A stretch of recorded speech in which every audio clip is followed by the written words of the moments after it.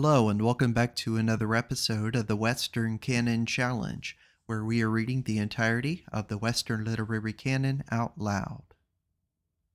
Well, today we are moving on to our third author. Originally, this author was going to be Thomas Hobbes, but as I started pouring through Leviathan, I realized I might need to do a little bit more preparation before I just press record and start reading.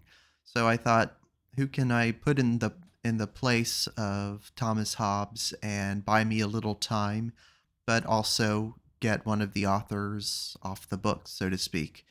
And I came upon the Maxims of Francois, Duc de la Rochefoucauld, and I remember I had read the Maxims before, but the edition that I'm reading from includes something called the Reflections or Sentences and Moral Maxims. So I believe I'm recording more than just the traditional Maxims. I don't know if the Reflections have been not watered down, but just fused with the Maxims over time. So now things called the Reflections just read as other Maxims, because I believe that's just how they read. They read like more epigrammic witticisms or thoughts from La Rochefoucauld. So I'm going to read what is on the page that's in public domain, and if that includes more than that is in the Maxims, then so be it, and it's probably a good thing. So I'm going to start at the beginning, read, and then stop when I get to the end. I think that's the best way to read books. So with that said, I will go ahead and get started. Reflections or Sentences and Moral Maxims, subtitled Our Virtues Are Most Frequently But Vices Disguised. 1. What we term virtue is often but a mass of various actions and diverse interests, which fortune or our own industry manage to arrange. And it is not always from valor or from chastity that men are brave and women chaste. Quote, Who combats bravely is not therefore brave.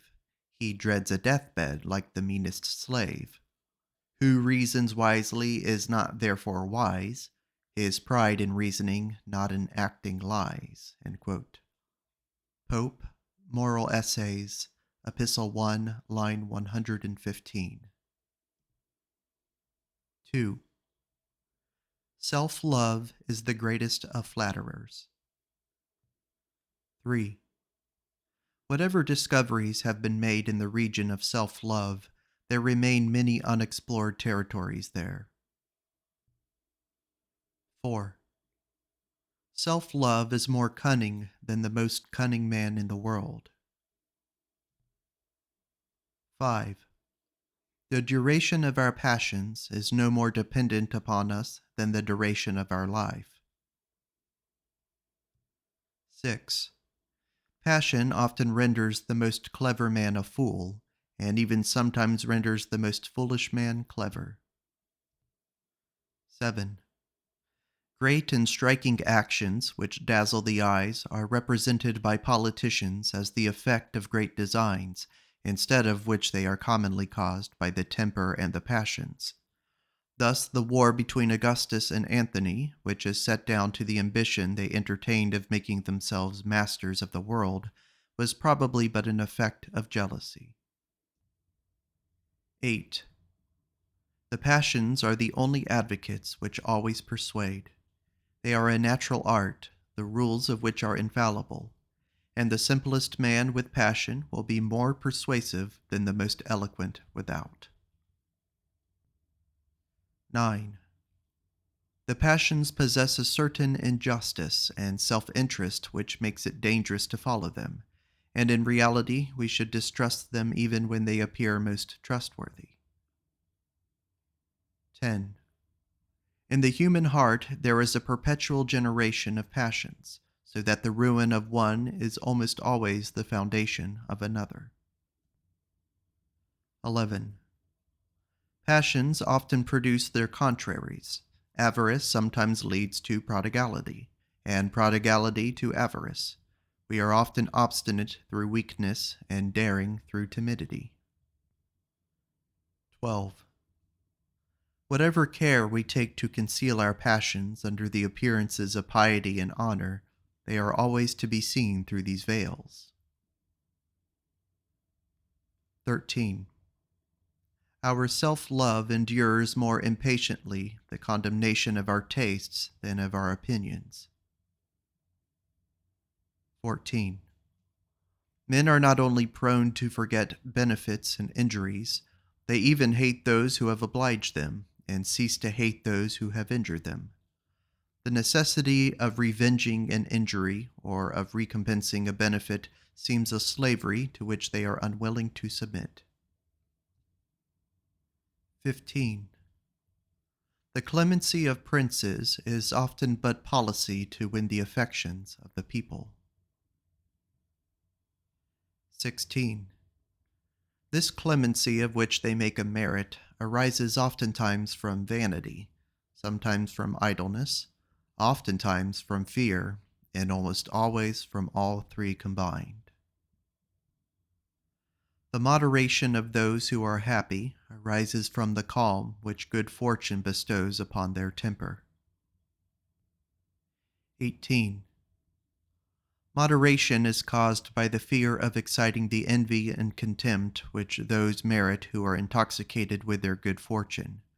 It is a vain display of our strength of mind, and in short, the moderation of men at their greatest height is only a desire to appear greater than their fortune. 19. We have all sufficient strength to support the misfortunes of others. 20. The constancy of the wise is only the talent of concealing the agitation of their hearts. 21. Those who are condemned to death affect sometimes a constancy and contempt for death, which is only the fear of facing it, so that one may say that this constancy and contempt are to their mind what the bandage is to their eyes. 22. Philosophy triumphs easily over past evils and future evils, but present evils triumph over it. 23. Few people know death, we only endure it, usually from determination, and even from stupidity and custom, and most men only die because they know not how to prevent dying. 24. When great men permit themselves to be cast down by the continuance of misfortune, they show us that they were only sustained by ambition, and not by their mind, so that plus a great vanity heroes are made like other men. 25. We need greater virtues to sustain good than evil fortune. 26. Neither the sun nor death can be looked at without winking. 27. People are often vain of their passions, even of the worst, but envy is a passion so timid and shamefaced that no one ever dare avow her. 28.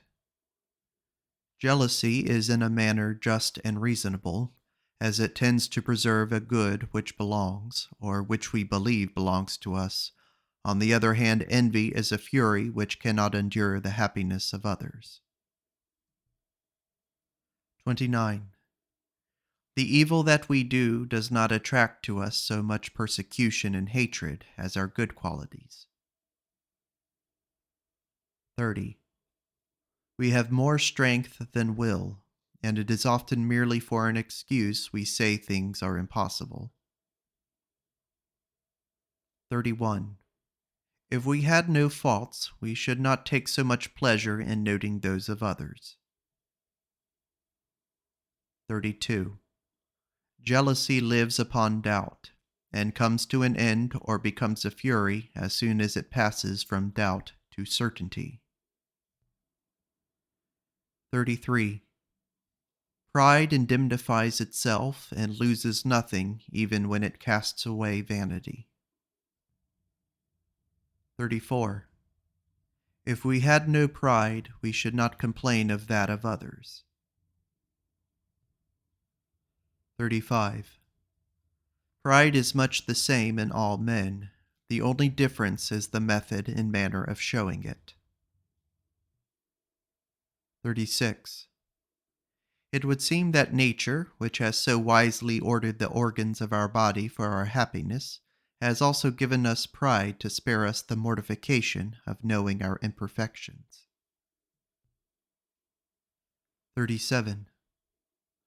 Pride has a larger part than goodness in our remonstrances with those who commit faults, and we reprove them not so much to correct as to persuade them that we ourselves are free from faults.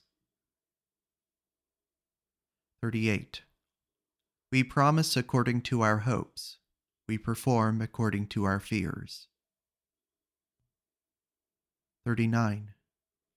Interest speaks all sorts of tongues and plays all sorts of characters, even that of disinterestedness. 40. Interest blinds some and makes some see. 41.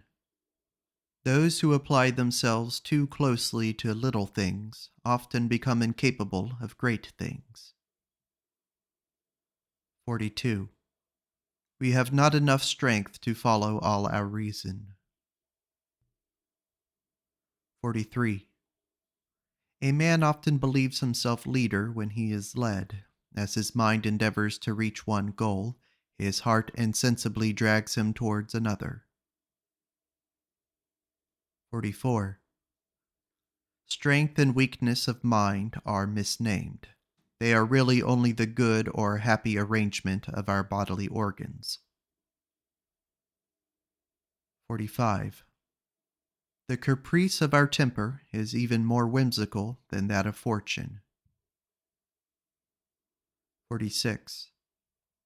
The attachment or indifference which philosophers have shown to life is only the style of their self-love, about which we can no more dispute than that of the palette or of the choice of colors.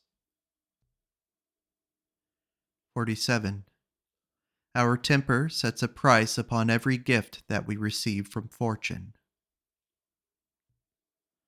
48. Happiness is in the taste and not in the things themselves.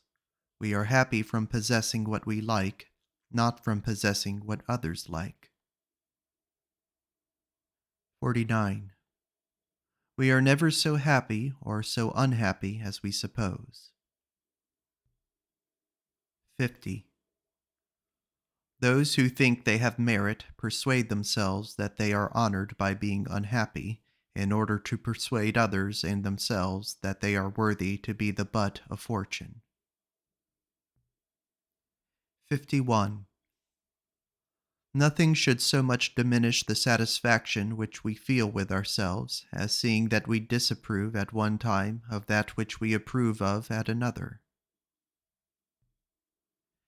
52. Whatever difference there appears in our fortunes, there is nevertheless a certain compensation of good and evil which renders them equal. 53. Whatever great advantages nature may give, it is not she alone, but fortune also, that makes the hero. 54. The contempt of riches and philosophers was only a hidden desire to avenge their merit upon the injustice of fortune, by despising the very goods of which fortune had deprived them. It was a secret to guard themselves against the degradation of poverty. It was a back way by which to arrive at that distinction which they could not gain by riches. 55. The hate of favorites is only a love of favor. The envy of not possessing it consoles and softens its regrets by the contempt it evinces for those who possess it, and we refuse them our homage, not being able to detract from them what attracts that of the rest of the world. 56. To establish ourselves in the world, we do everything to appear as if we were established. 57. Although men flatter themselves with their great actions, they are not so often the result of a great design as of chance. 58. It would seem that our actions have lucky or unlucky stars to which they owe a great part of the blame or praise which is given them. 59. There are no accidents so unfortunate from which skillful men will not draw some advantage, nor so fortunate that foolish men will not turn them to their hurt. 60. Fortune turns all things to the advantage of those on whom she smiles. 61. The happiness or unhappiness of men depends no less upon their dispositions than their fortunes. 62. Sincerity is an openness of heart. We find it in very few people. What we usually see is only an artful dissimulation to win the confidence of others. 63. The aversion to lying is often a hidden ambition to render our words credible and weighty, and to attach a religious aspect to our conversation. 64. Truth does not do as much good in the world as its counterfeits do evil. 65. There is no praise we have not lavished upon prudence, and yet she cannot assure to us the most trifling event. 66. A clever man ought to so regulate his interests that each will fall in due order. Our greediness so often troubles us, making us run after so many things at the same time, that while we too eagerly look after the least, we miss the greatest. 67. What grace is to the body, good sense is to the mind. 68. It is difficult to define love. All we can say is that in the soul it is a desire to rule, in the mind it is a sympathy, and in the body it is a hidden and delicate wish to possess what we love, plus many mysteries. 69. If there is a pure love, exempt from the mixture of our other passions, it is that which is concealed at the bottom of the heart, and of which even ourselves are ignorant. 70. There is no disguise which can long hide love where it exists, nor feign it where it does not. 71.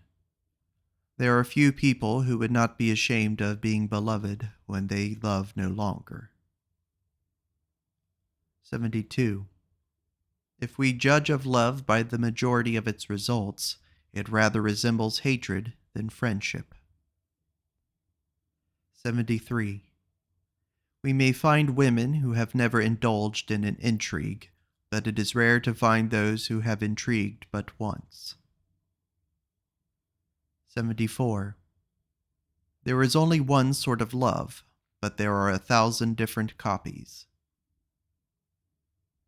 75.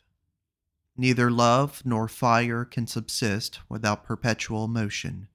Both cease to live so soon as they cease to hope or to fear. 76. There is real love just as there are real ghosts. Every person speaks of it, few persons have seen it. 77. Love lends its name to an infinite number of engagements, commerces, which are attributed to it, but with which it has no more concern than the Doge has with all that is done in Venice. 78. The love of justice is simply in the majority of men the fear of suffering injustice. 79. Silence is the best resolve for him who distrusts himself. 80. What renders us so changeable in our friendship is, that it is difficult to know the qualities of the soul, but easy to know those of the mind. 81. We can love nothing but what agrees with us, and we can only follow our taste or our pleasure when we prefer our friends to ourselves. Nevertheless, it is only by that preference that friendship can be true and perfect. 82. Reconciliation with our enemies is but a desire to better our condition, a weariness of war, the fear of some unlucky accident. 83.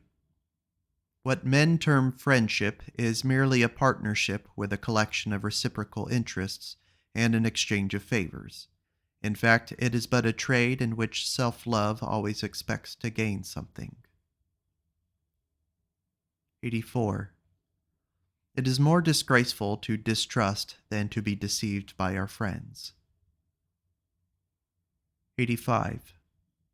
We often persuade ourselves to love people who are more powerful than we are, yet interest alone produces our friendship. We do not give our hearts away for the good we wish to do, but for that we expect to receive. 86. Our distrust of another justifies his deceit. 87. Men would not live long in society were they not the dupes of each other. 88. Self-love increases or diminishes for us the good qualities of our friends, in proportion to the satisfaction we feel with them, and we judge of their merit by the manner in which they act towards us. 89. Everyone blames his memory, no one blames his judgment. 90.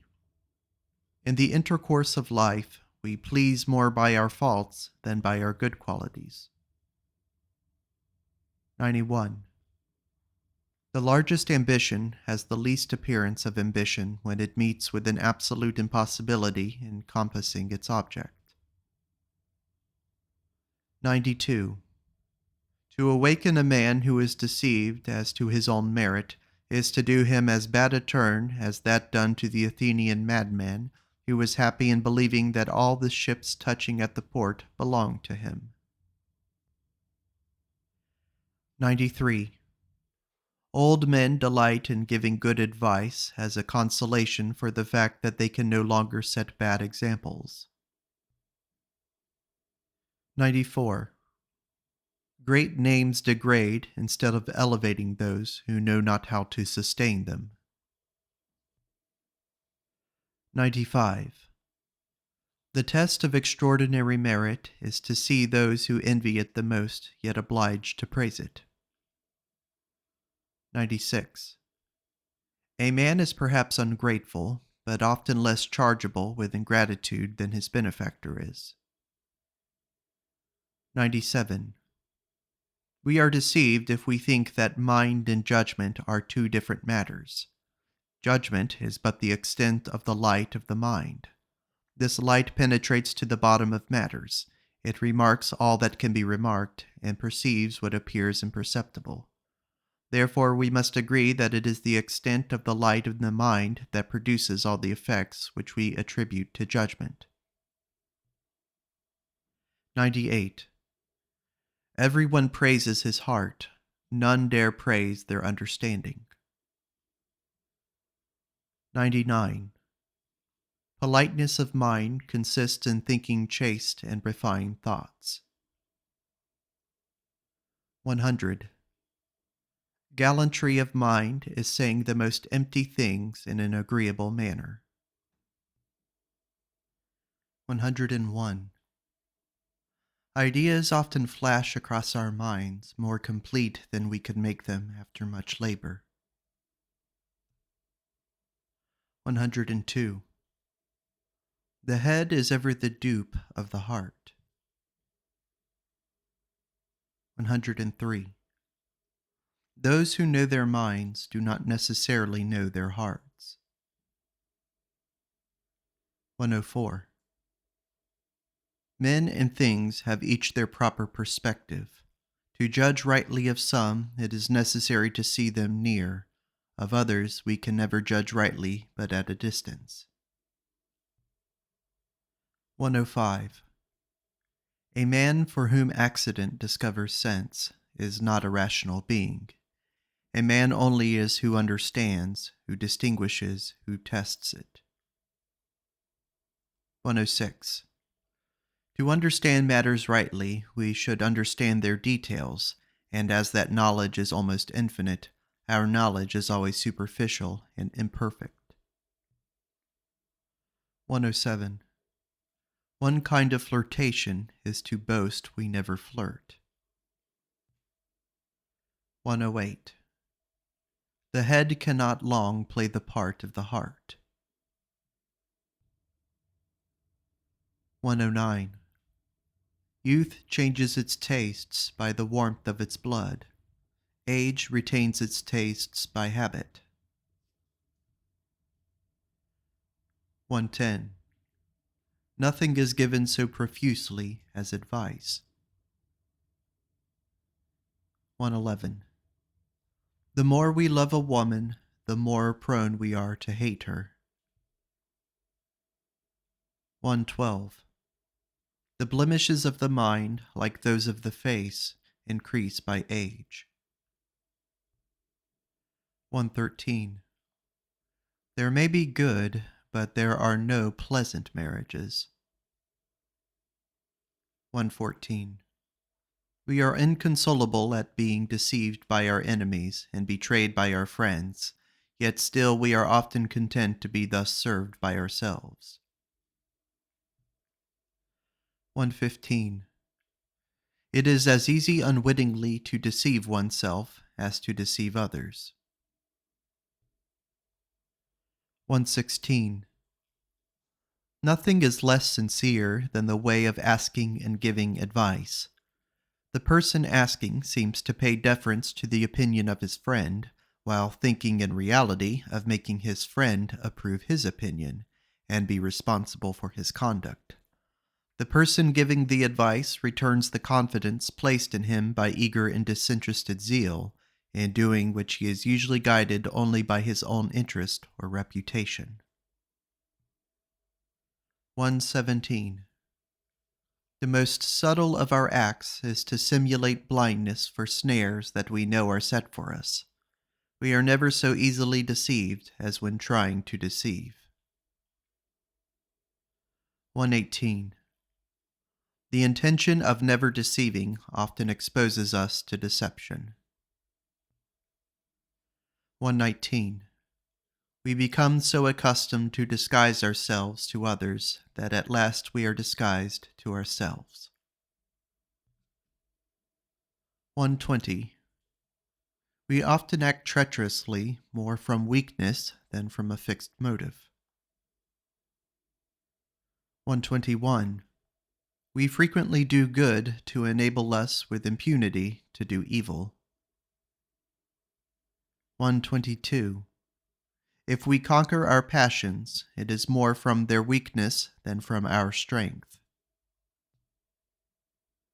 123. If we never flattered ourselves, we should have but scant pleasure. 124. The most deceitful persons spend their lives in blaming deceit, so as to use it on some great occasion to promote some great interest. 125. The daily employment of cunning marks a little mind. It generally happens that those who resort to it in one respect to protect themselves lay themselves open to attack in another. 126. Cunning and treachery are the offspring of incapacity.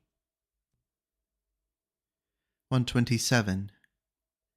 The true way to be deceived is to think oneself more knowing than others. 128. Too great cleverness is but deceptive delicacy. True delicacy is the most substantial cleverness. 129. It is sometimes necessary to play the fool to avoid being deceived by cunning men. 130. Weakness is the only fault which cannot be cured. 131. The smallest fault of women who give themselves up to love is to love. 132. It is far easier to be wise for others than to be so for oneself. 133. The only good examples are those that make us see the absurdity of bad originals. 134. We are never so ridiculous from the habits we have as from those that we affect to have. 135. We sometimes differ more widely from ourselves than we do from others. 136. There are some who never would have loved if they had never heard it spoken of. 137. When not prompted by vanity, we say little. 138. A man would rather say evil of himself than say nothing. 139. One of the reasons that we find so few persons rational and agreeable in conversation is there is hardly a person who does not think more of what he wants to say than of his answer to what is said. The most clever and polite are content with only seeming attentive, while we perceive in their mind and eyes that at the very time they are wandering from what is said and desire to return to what they want to say. Instead of considering that the worst way to persuade or please others is to try thus strongly to please ourselves, and that to listen well and to answer well are some of the greatest charms we can have in conversation. 140. If it was not for the company of fools, a witty man would often be greatly at a loss. 141. We often boast that we are never bored, but yet we are so conceited that we do not perceive how often we bore others. 142. As it is the mark of great minds to say many things in a few words, so it is that of little minds to say many words to say nothing. 143. It is oftener by the estimation of our own feelings that we exaggerate the good qualities of others than by their merit, and when we praise them, we wish to attract their praise. 144.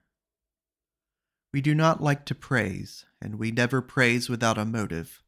Praise is flattery, artful, hidden, delicate, which gratifies differently him who praises and him who is praised.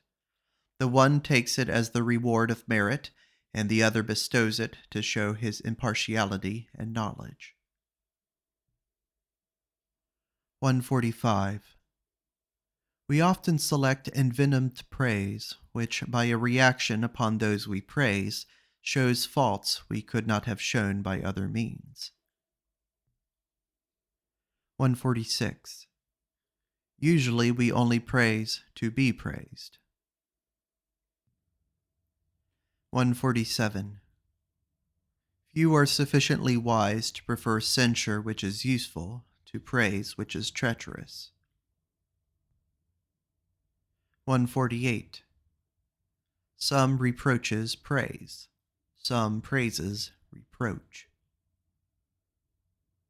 149. The refusal of praise is only the wish to be praised twice. 150. The desire which urges us to preserve praise strengthens our good qualities, and praise given to wit, valor, and beauty tends to increase them. 151. It is easier to govern others than to prevent being governed. 152. If we never flattered ourselves, the flattery of others would not hurt us. 153. Nature makes merit, but fortune sets it to work. 154. Fortune cures us of many faults that reason could not. 155. There are some persons who only disgust with their abilities, There are persons who please even with their faults. 156. There are persons whose only merit consists in saying and doing stupid things at the right time, and who ruin all if they change their manners. 157. The fame of great men ought always to be estimated by the means used to acquire it. 158. Flattery is base coin to which only our vanity gives currency. 159. It is not enough to have great qualities. We should also have the management of them. 160. However brilliant an action, it should not be esteemed great unless the result of a great motive. 161. A certain harmony should be kept between actions and ideas if we desire to estimate the effects that they produce. 162. The art of using moderate abilities to advantage wins praise, and often acquires more reputation than real brilliancy. 163. Numberless arts appear foolish, whose secret motives are most wise and weighty. 164. It is much easier to seem fitted for posts we do not fill than for those we do. 165. Ability wins us the esteem of the true men, luck that of the people. 166. The world oftener rewards the appearance of merit than merit itself. 167. Avarice is more opposed to economy than to liberality. 168.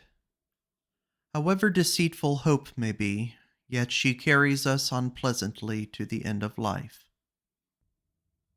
169.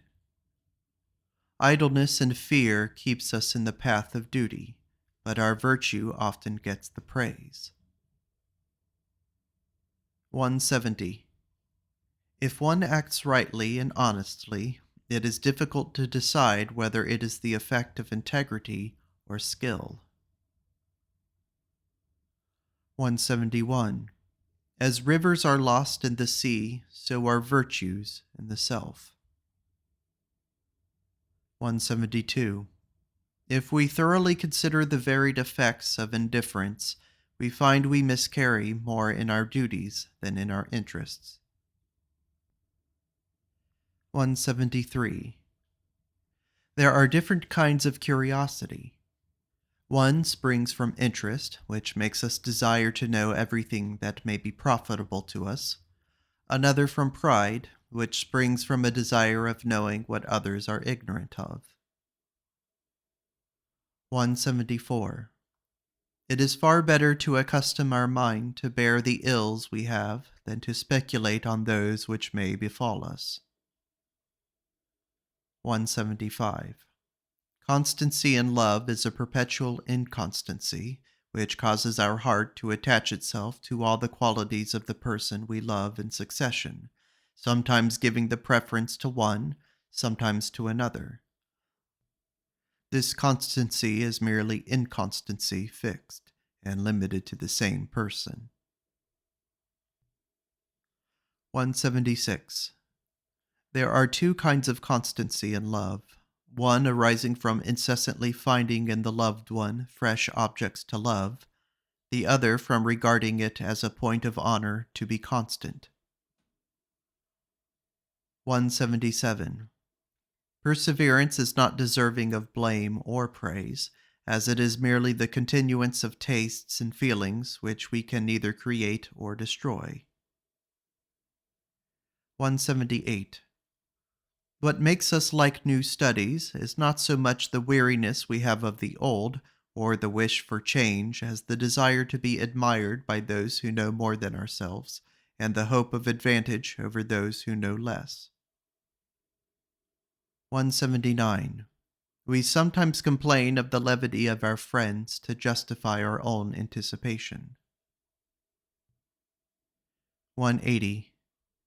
Our repentance is not so much sorrow for the ill we have done, as fear of the ill that may happen to us. 181. One sort of inconstancy springs from levity or weakness of mind, and makes us accept everyone's opinion, and another more excusable comes from a surfeit of matter. 182. Vices enter into the composition of virtues as poison into that of medicines. Prudence collects and blends the two, and renders them useful against the ills of life. 183. For the credit of virtue, we must admit that the greatest misfortunes of men are those into which they fall through their crimes. 184. We admit our faults to repair our sincerity the evil we have done in the opinion of others. 185. There are both heroes of evil and heroes of good. 186. We do not despise all who have vices, but we do despise all who have not virtues.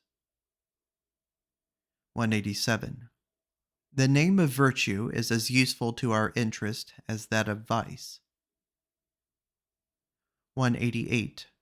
The health of the mind is not less uncertain than that of the body, and when passions seem furthest removed, we are no less in danger of infection than of falling ill when we are well.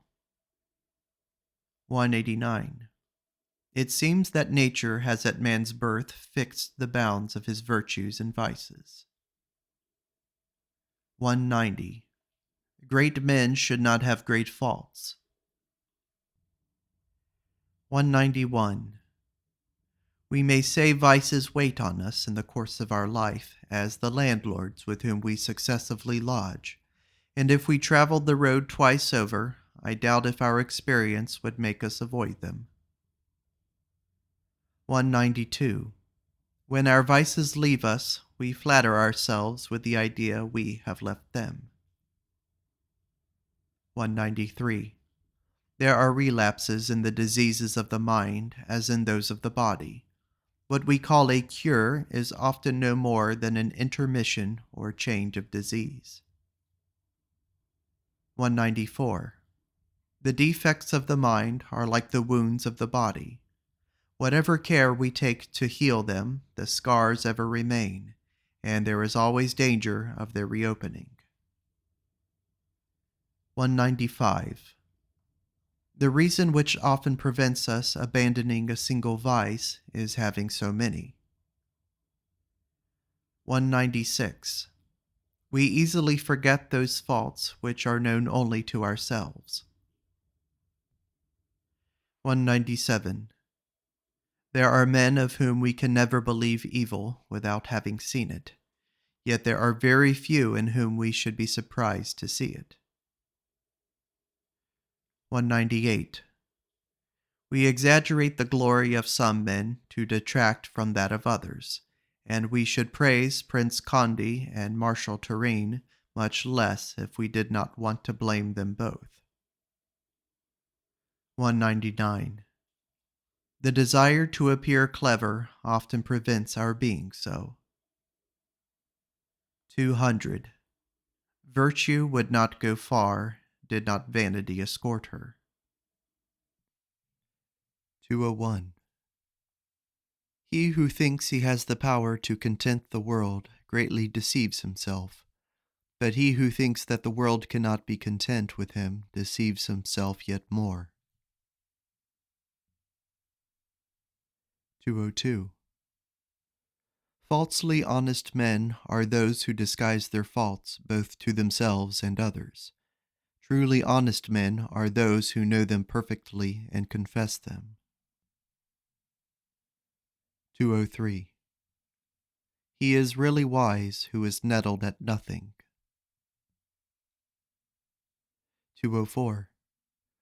The coldness of women is a balance and burden they add to their beauty.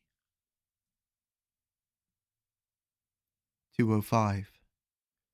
Virtue in women is often the love of reputation and repose. 206. He is a truly good man who desires always to bear the inspection of good men. 207. Folly follows us at all stages of life. If one appears wise, 'tis but because his folly is proportioned to his age and fortune. 208.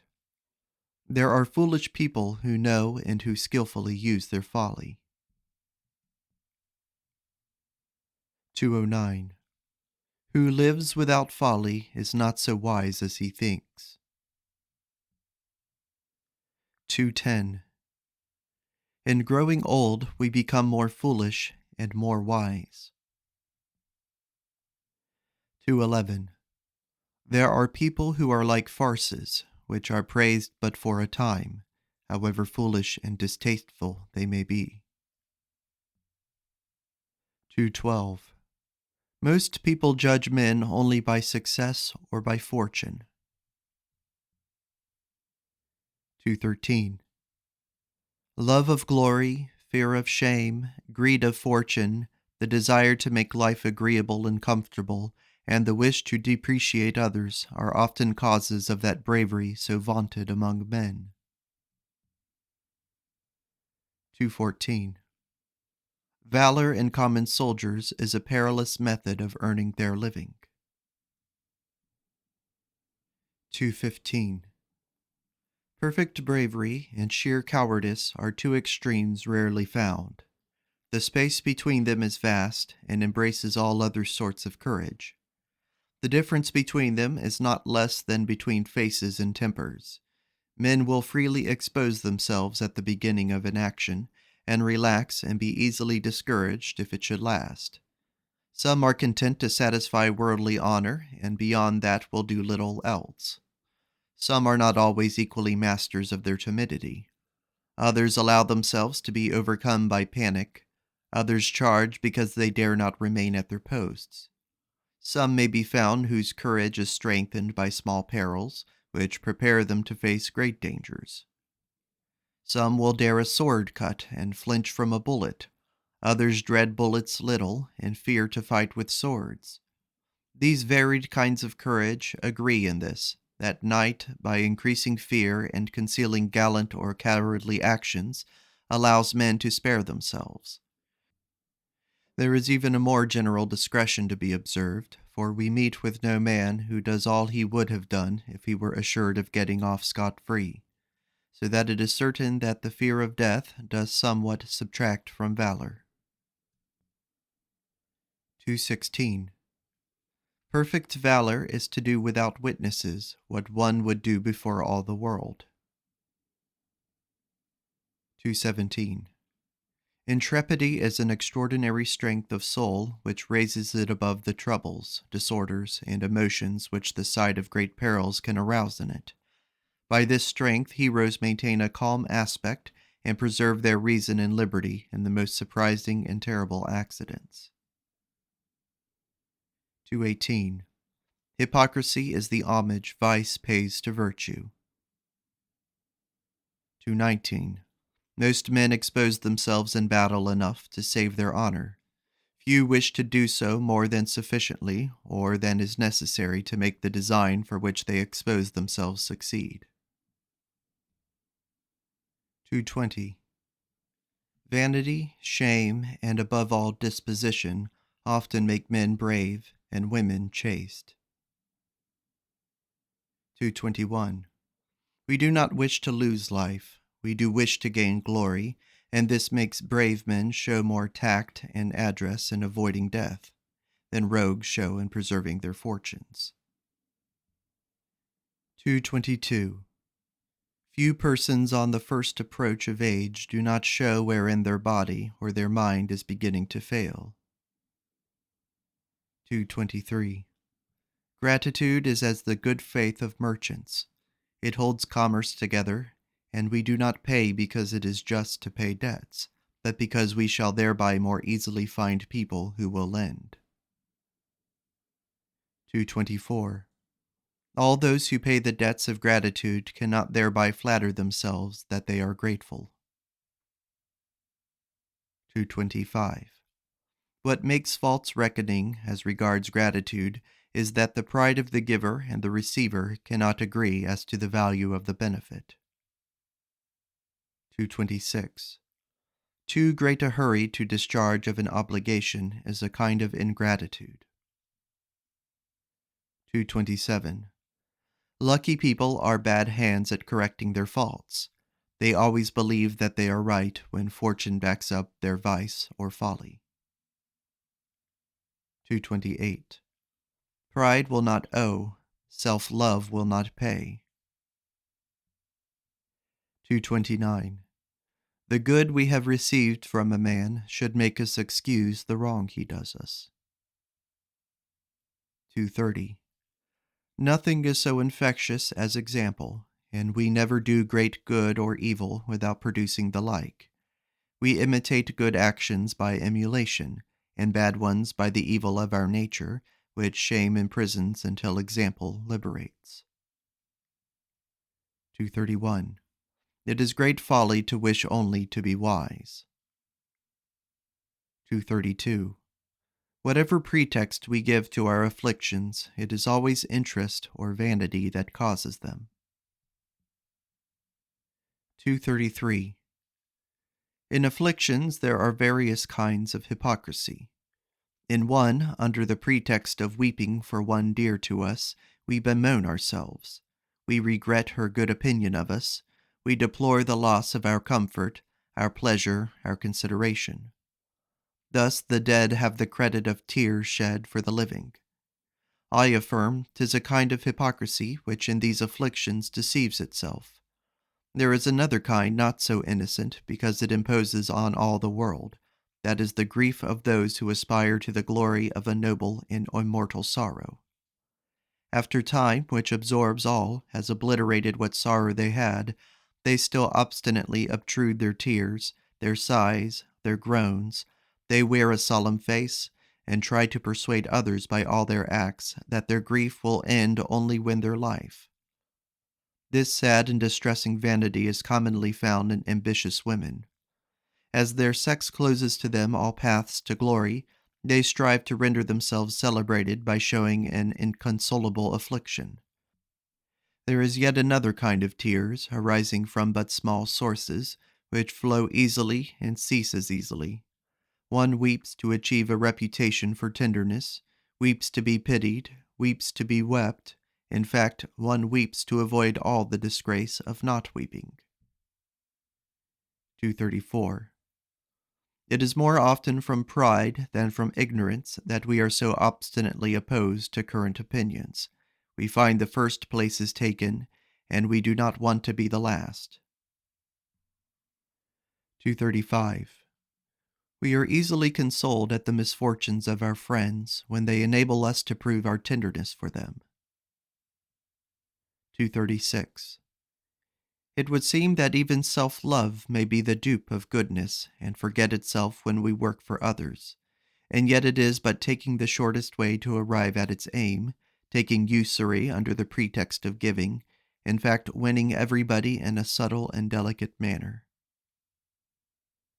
237. No one should be praised for his goodness if he has not strength enough to be wicked.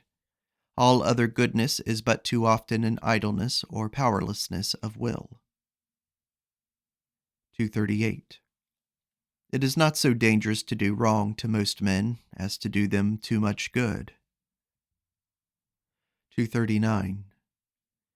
Nothing flatters our pride so much as the confidence of the great, because we regard it as the result of our worth, without remembering that generally 'tis but vanity or the inability to keep a secret. 240. We may say of conformity, as distinguished from beauty, that it is a symmetry which knows no rules, and a secret harmony of features, both one with each other and with the color and appearance of the person. 241. Flirtation is at the bottom of woman's nature, although all do not practice it, some being restrained by fear, others by sense. 242. We often bore others when we think we cannot possibly bore them. 243. Few things are impossible in themselves. Application to make them succeed fails us more often than the means. 244. Sovereign ability consists in knowing the value of things. 245. There is great ability in knowing how to conceal one's ability. 246. What seems generosity is often disguised ambition that despises small to run after greater interest. 247. The fidelity of most men is merely an invention of self-love to win confidence, a method to place us above others and to render us depositories of most important matters. 248. Magnanimity despises all to win all. 249. There is no less eloquence in the voice, in the eyes, and in the air of a speaker than in his choice of words. 250. True eloquence consists in saying all that should be, not all that could be, said. This is the end of part 1 of the Reflections or Sentences and Moral Maxims of Francois, Duc de la Rochefoucauld. Thank you for listening.